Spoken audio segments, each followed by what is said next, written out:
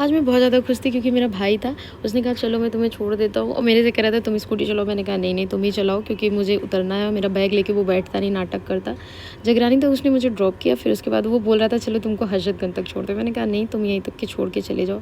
उसने मुझे टैक्सी में बैठाई, फिर टैक्सी के बाद मैं चेंज की, ऑटो में बैठी और फिर भाई सिग्नल क्रॉसिंग इतनी ज़्यादा नाटक हो गया कि मुझे इतना घूम के जाना पड़ा। जैसे जैसे मैं पहुंच गई हजरतगंज, भगवान जी का पैर छुआ, आशीर्वाद लिया और फिर मैं ऑफ़िस की तरफ निकल दी थी। फिर मैंने इसके पहले सोचा कि क्यों ना दिखा दूँ, मैंने आज ये शर्ट पहनी थी जो कि मुझे बहुत ज़्यादा अच्छी लगती है। ऑफ़िस पहुंच के मैंने मंगाया चाय, लॉगिन करने से पहले चाय पी रहे थे और इधर मैं खबरें बना बना के डाल भी रही थी। और मेरी बॉटल देखो, गुस्से में आज मैं लंच लेके नहीं गई थी क्योंकि जब भी मेरे घर में पनीर बनता है मैं लंच लेके नहीं जाती हूँ क्योंकि मुझे पनीर बिल्कुल भी नहीं पसंद है। फिर मैंने बाहर से ही खाना मंगवाया था। काम में लगे, काम बहुत ज़्यादा था, हम लोगों को पूरा काम निपटा के ही निकलना होता है। जितनी भी खबरें मेरे उसमें आती हैं रिपोर्टर्स की, मैं सारी खबरों को निपटा के ही जाती हूँ चाहे जितना लेट हो जाए, क्योंकि मेरा टारगेट होता है कि एक भी खबर छूटनी नहीं चाहिए, जितनी हो वो सब मैं निकाल के ही जाऊँ।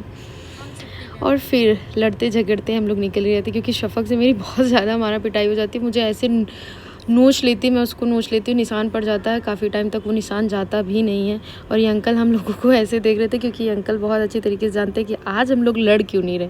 पूजा, हम, शफ़क़ तीनों एक ही ऑटो से जा रहे थे और मुझे कह रही थी तो मुझे फिर दिखाना स्टार्ट कर दी। तो मैं उसको जूम कर करके दिखा रही थी तो वो मेरी तरफ कह रही थी चलो अभी तुम्हारा ब्लॉग मैं ख़राब करती हूँ। फिर उसके बाद भाई साहब मुझे अकेले जाना था, इतना ज़्यादा ट्रैफिक था। जैसे तैसे मैं पहुंची गोल मार्केट। थोड़ा सुकून मिलता है गोल मार्केट पहुंचने के बाद कि अब घर पहुंचने में ज़्यादा टाइम नहीं लगेगा क्योंकि टैक्सी में बैठे बैठे हालत एकदम ज़्यादा ख़राब हो जाती है। घर पहुंचते ही मुझे मिल जाता है सुकून कि अब तो घर पहुंच गई हूँ, रेस्ट करूँगी। घर पहुँच के खाई मैंने मैगी। तो ये था मेरा आज का मिनी ब्लॉग। Bye bye.